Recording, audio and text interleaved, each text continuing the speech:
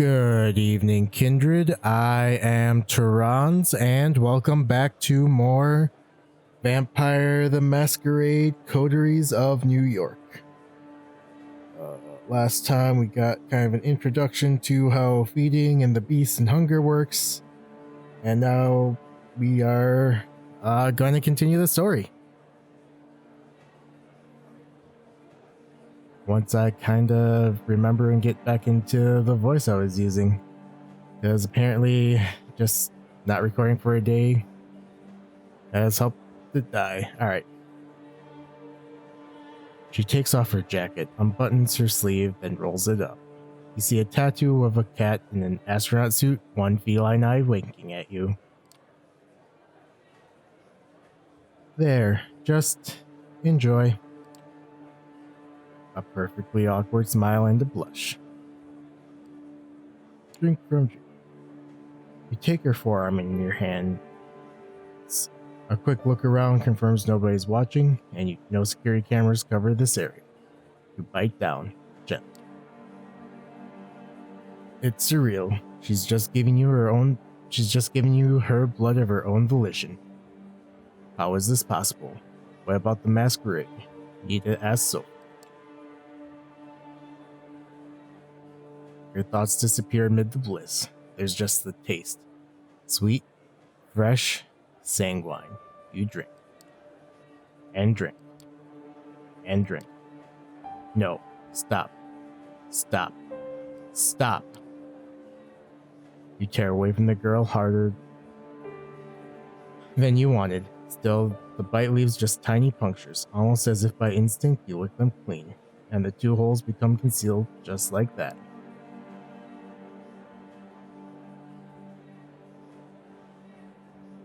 Julie is now leaning on the wall, pale, wobbly on her feet, but happy. She lets out a dreamy sigh, opens her eyes. A few tears fall onto her shirt, tears of joy.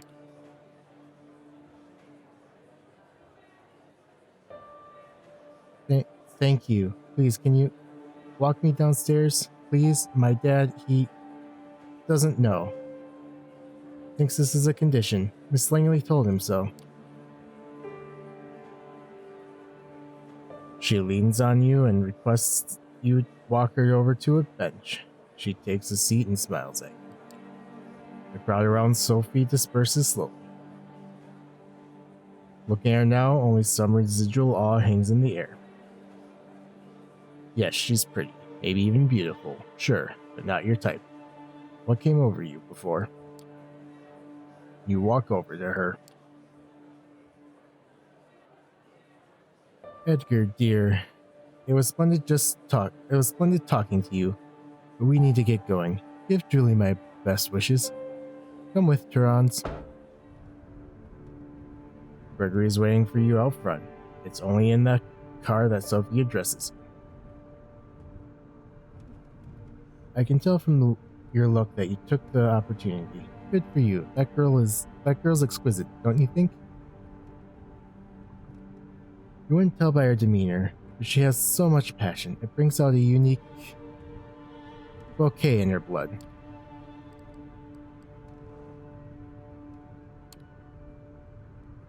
This feels all wrong. I feel like I violated her, like I took advantage of her. Oh, please spare me your dramatics. I'm sure she was happy sharing herself. She's such a sheltered girl. Let her have fun from time to time. Time for the next stop. Training wheels off this time. Gregory, Flushing Meadows, please. The driver takes you over the Williamsburg Bridge to settle your thoughts.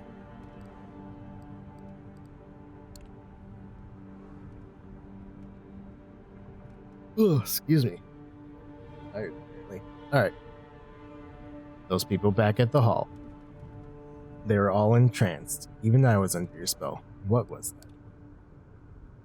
She smiles with satisfaction. That old trick? Just the blood doing my bidding. We all have our talents.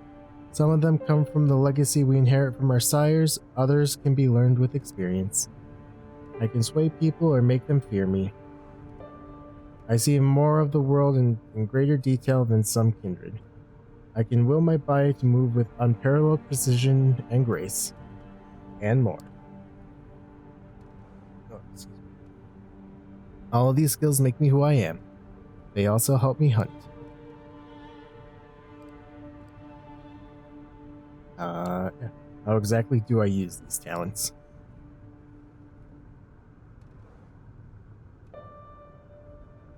You will the blood to do your bidding. Many times you'll find you do these things intuitively, almost passively, making an entire room focus their attention on you.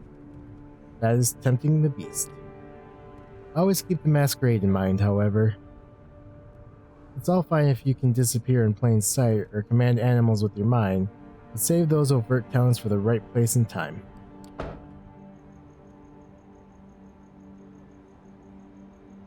It only takes you half an hour to reach the park at this time of night. Both you and Sophie leave the car with Gregory left behind again to find a parking spot. Keep an eye on the car. Sophie seems deep in thought. She takes in the surrounding with a dreamy gaze. The sky is surprisingly clear tonight, the stars just barely visible in the light-polluted aura of the city.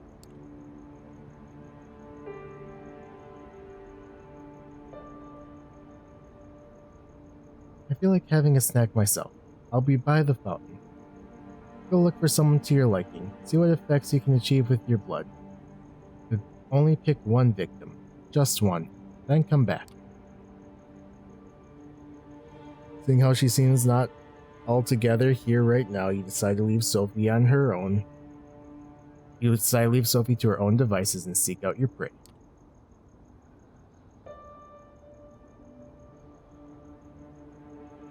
From here, it looks like you have a few choices. Just taking a stroll around the park and finding an isolated jogger or someone like them could work. Focusing on one area might work better.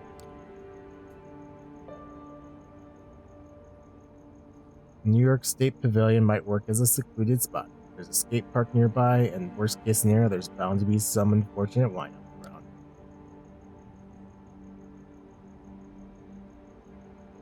Or maybe the tennis courts nearby. There's light coming from there, so somebody might still be playing a late night match. They won't be alone, but they might be tired and let their guard down.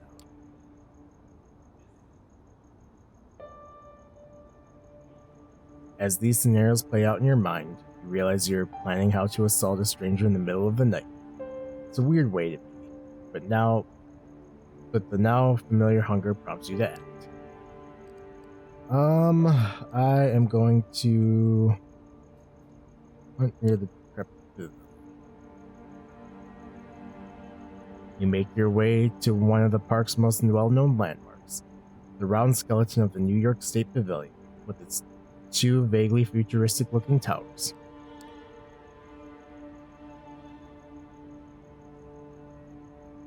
You don't get lucky with the skate park. It's not dessert. Instead, a group of skaters is gathered there, talking loudly and listening to music playing out of crackling smartphone speakers.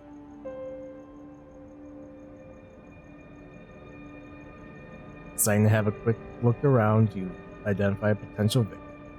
A sleeping bag lady leaning back on a bench and a shopping cart full of what looks like trash nearby. One of these might be the right opportunity to take.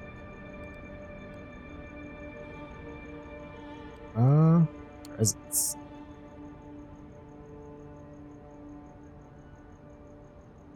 You think back to what Sophie did in the hall, how she managed to focus the attention of the entire gathering on her. That might be a tall order for you, but a single person could be useful. You single out a guy who's talking on his phone away from the gathering. He's having a heated discussion with somebody. A relative? A partner? It's not going well. This talk is over. I said shut the fuck up. Hey, you hear me? Shut up. Come even get some fucking sense in your stupid brain, okay? He ends the call abruptly and almost throws the phone to the ground in frustration.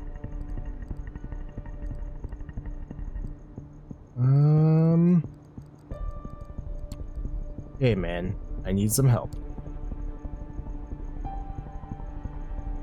He's got an angry expression on his face and tears rolling in his eyes. He gives you a curious look, even a bit of a shy smile. Sure, what can I do for you?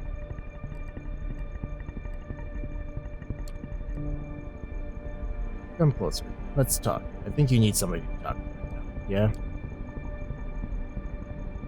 He takes a few steps forward away from his buddies, who remain totally oblivious to what's happening. But you see your influence fade. Take your chance and lunge. Your fangs sink into his exposed shoulder. He shivers and lets out a moan. His phone case hits the pavement and you hear the case crack.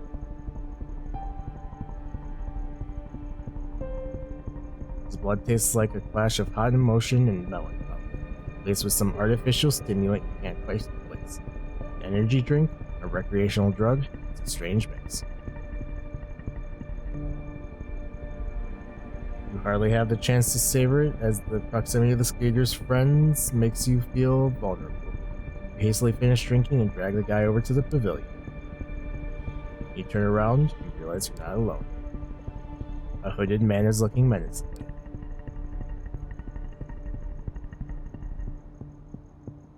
What do you think you're doing, barging in on my turf like this, Lick?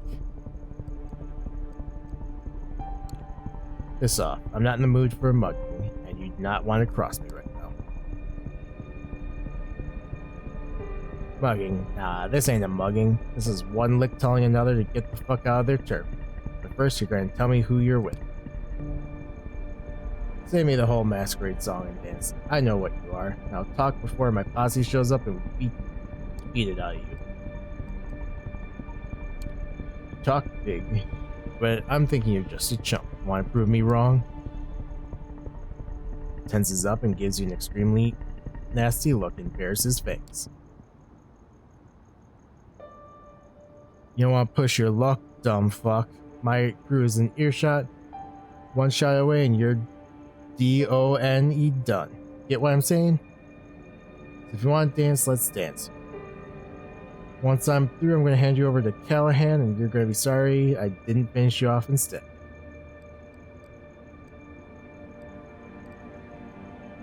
I'm going to decide the time for talk is over. You rush him and throw him off balance, landing on the ground. He's fast but weak. Brawl takes a bit out of both.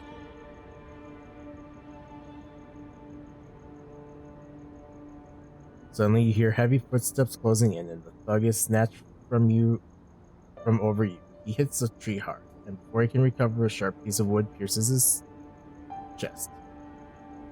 It's Gregory, Sophie's driver, who deals the blow. The hoodlum is rendered inert. His eyes remain open, but when he does not move and does not protest when Gregory puts him over his shoulder.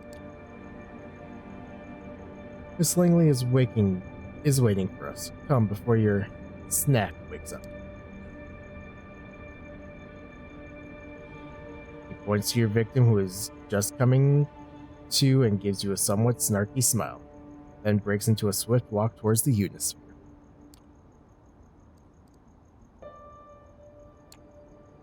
How did you get here this fast?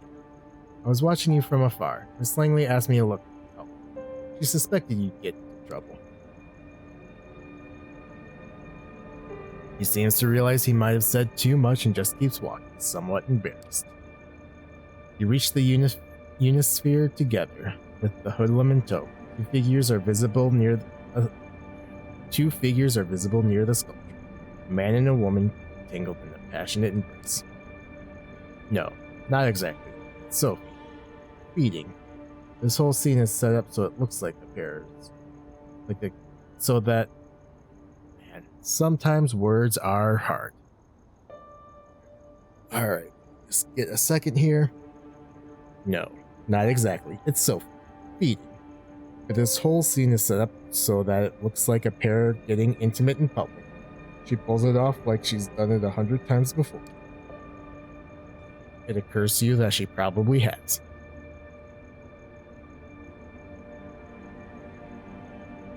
The man is unsure on his feet as she lets go of him and leads him towards the nearby bench. Noticing you, she whispers something into his ear and leaves it. She nods to Gregory as you approach. And what do we have here? Did this kindred give you trouble, Teranz? Said something about presenting me to somebody named Callahan. Ever heard of him? She looks shocked for a split second, then recovers her regular countenance.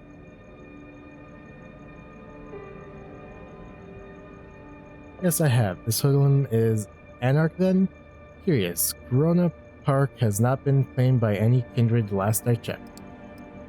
Alright, Lick is a derogatory term used to address young, unexperienced vampires. Anarch movement is a sect that opposes the tyranny of elders and placed itself outside the Camarilla.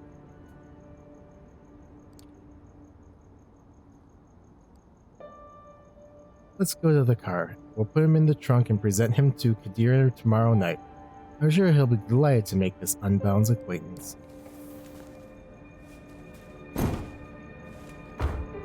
Gregory carries the staked vampire and dumps him in the car's trunk like a mannequin. It's a strange sight, and you're quite happy you're not that poor fucker in that poor fucker's shoes right now.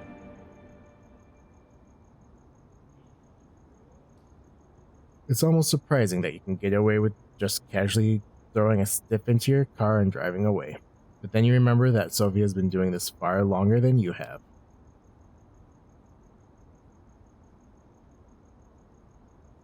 Still, nagging thought that anything you did tonight could have been recorded on a CCTV camera or picked up by a rando with a half-decent smartphone and streamed online fills you with dread. Hunting and using your abilities is a dangerous business. It's clear this whole being a vampire thing has about as many caveats as it has perks. You're taken out of your headspace by Sophie's voice. I will pick you up tomorrow night, same as tonight, and I have some business to attend at Elysium, and I expect you to accompany me. Plus, our friend in the back needs to be properly introduced to Kadir and the prince. I'm sure he'll have some interesting things to say to the court. Court is the social system of a city's kindred resembling the feudal system of mortals. At the top is the prince, below them the members of the Primogen Council. Order in the domain is maintained by a sheriff. Gatherings are organized in secret sanctuaries known as Elysiums.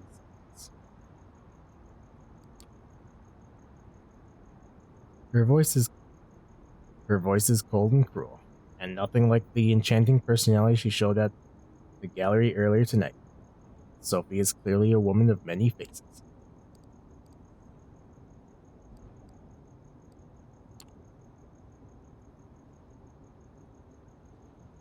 Oh yeah, I can imagine he's going to enjoy meeting Kadir.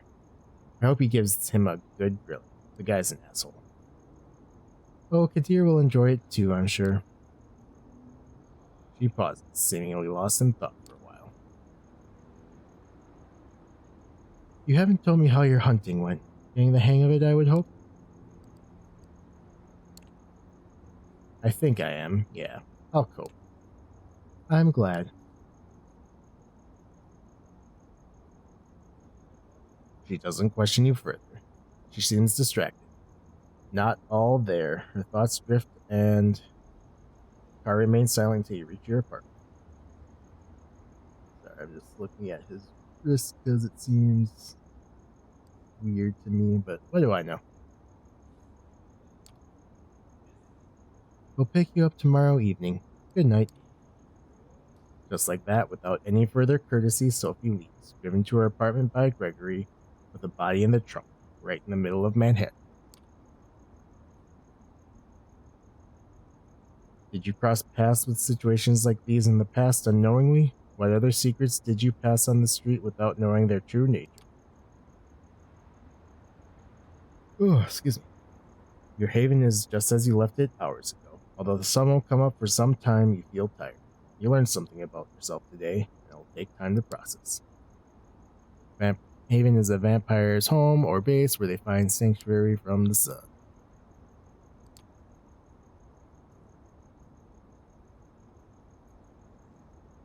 You're not in the mood for television, and the few books on the shelves in the apartment are either in languages you don't speak or sound like a boring read.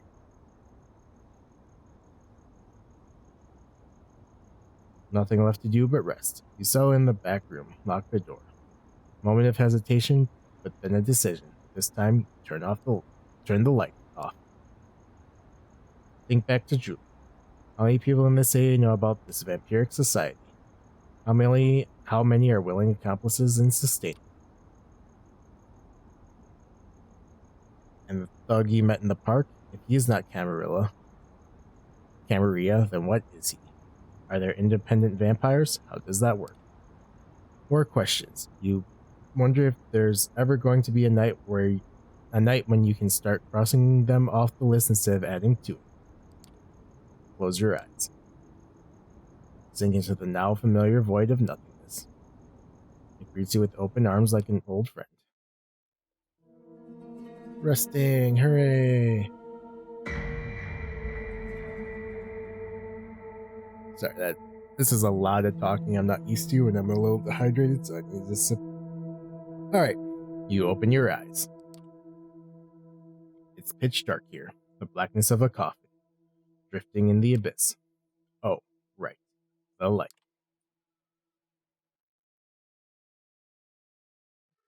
Grasp for the switch, flip it. Ugh, sorry, yawn attack. Alright. Where was I now? You grasp for the switch, flip it. The familiar cramped room with a steel door and no windows comes into view. You emerge from the bedroom fully awake, just like yesterday.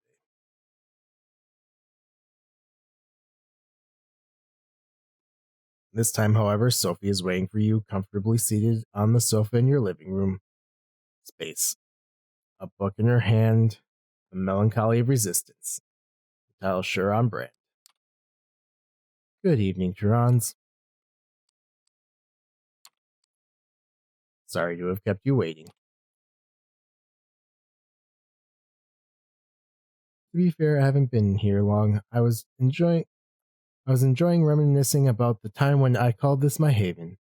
The decor was much different, of course. Ugh.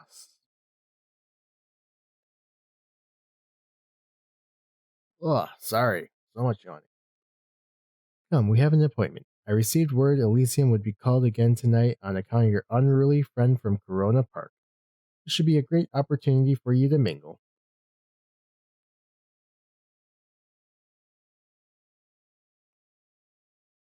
She keeps talking as you walk downstairs and get in the car. Gregory gives you a slight nod and a small smile while opening the door for Sophie. He starts the car when you take your seat in the back. Most of the Primogen Council is bound to be there, at least those who usually attend. Probably some other important personalities. You do well to at least learn about. Primogen Council consists of representatives of most prominent clans or factions. That is a lot. Alright. Anyway, they're the highest, or I guess really more oldest or highest powered members of the different clans. More politics, huh? Great. Sounds delightful.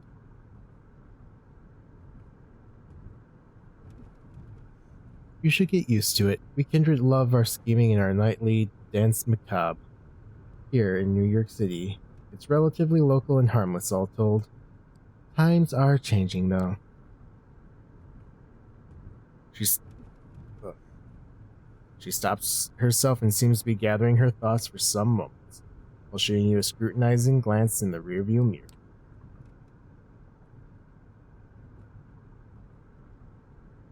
There are power plays put into motion decades, even centuries ago, which only now are bearing fruit.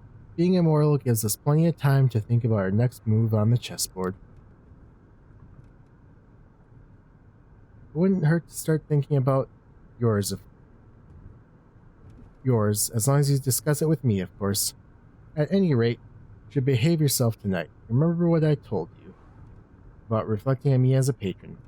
I have a reputation to uphold in the court. Do not tarnish it.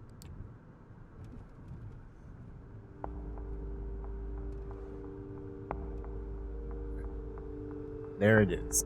She might have saved you. She might be protecting and teaching you. But it's clear what she's really concerned about. Her own interests.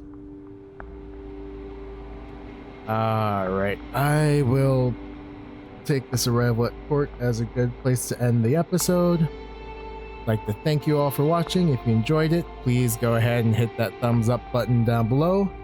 And hit subscribe to stay updated for more episodes of Vampire the Masquerade Coteries of New York.